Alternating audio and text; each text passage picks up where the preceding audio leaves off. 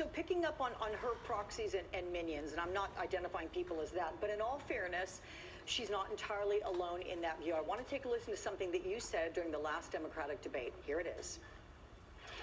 Donald Trump has the blood of the Kurds on his hand, but so do many of the politicians in our country from both parties who have supported this ongoing regime change war in Syria that started in 2011, along with many in the mainstream media who have been championing and cheerleading this regime change war.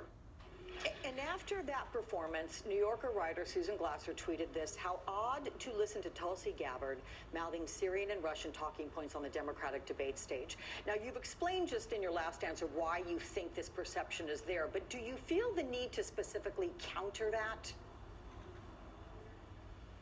I'm speaking the truth. And the fact is that the smear tactics and the things that they're saying about me are things that they've used against other people who they're trying to undermine.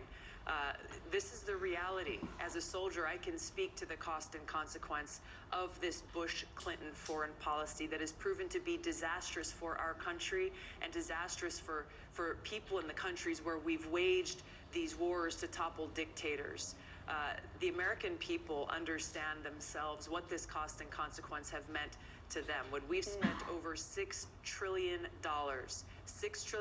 just since 9/11 alone, that have come out of our schools, that have come out of our healthcare system, our ability to make sure that every American has clean water to drink, and gone to pay for these wasteful, counterproductive regime change wars. I'm running for president to bring an end to that, so that we can focus on seeing how we can lead the world with a foreign policy focused on cooperation rather than conflict, and actually serve the interests of the American people. So I want to couple together what you're saying right here live on the broadcast to me, and in addition to that, what you wrote in the Wall Street Journal op-ed on Tuesday. And here's part of how it went. I can defeat Trump in the Clinton doctrine, in which you write, whether Mrs. Clinton's name is on the ballot or not, her foreign policy will be, as many of the Democratic candidates adhere to her doctrine of acting as the world's police, using the tools of war to overthrow governments we don't like, wasting taxpayer dollars, costing American lives, causing suffering and destruction abroad, and undermining America's security. There are those who would suggest, look, the Russians don't want the United States to be America's police as well. So when, the Americans to be the world police. So what is your message to Democratic voters who may see this, may be listening to you right now, and feel that it mirrors President Trump's isolationist foreign policy views? I think the American people are smarter than to buy into these crazy smear tactics and baseless accusations. The American people understand that it is in our best interests and in the interests of other countries in the world to stop this destructive policy of being the world's police. We have seen again over and over the cost and devastating consequences of this, both in the people in other countries and for the American people here at home. This is the bottom line, and this is the point.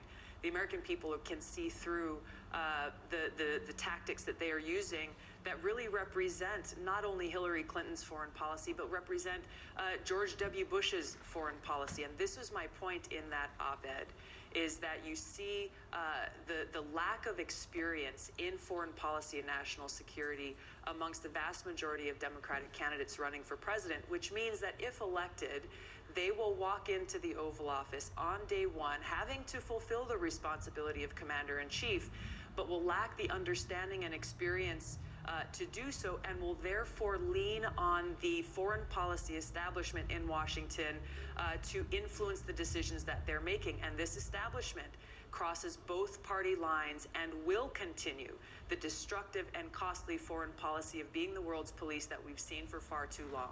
I won't. I'm ready to walk in on day one and fulfill that responsibility as commander-in-chief, bringing that experience in foreign policy and national security. Before we let you go here, I wanted to ask you about the impeachment inquiry.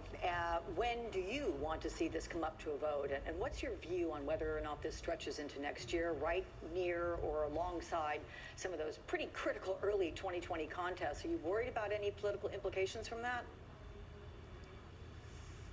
I'm worried about if the impeachment process moves forward in a hyper-partisan way, that it will be further divisive to a country that's already being torn apart.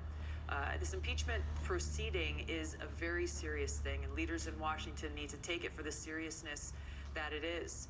There are obvious concerns that were raised around the whistleblower's complaint and all the information that we've seen come out since, which is why I support this inquiry continuing in a very focused, nonpartisan, and transparent way, with the objective being for members of Congress and the American people to actually get answers to some of the questions that have been raised and to see the truth and the facts, and then to determine what course of action should come from that. For this to be long and drawn out, or for this to be done in a very partisan way, shutting out Republicans from actively participating in this process would actually be very damaging to the interests of our country and to our democracy. All right, 2020 Democratic presidential candidate, Congresswoman Tulsi Gabbard, thank you so much from New Hampshire. Safe travels on the campaign trail. Thank you, Alex.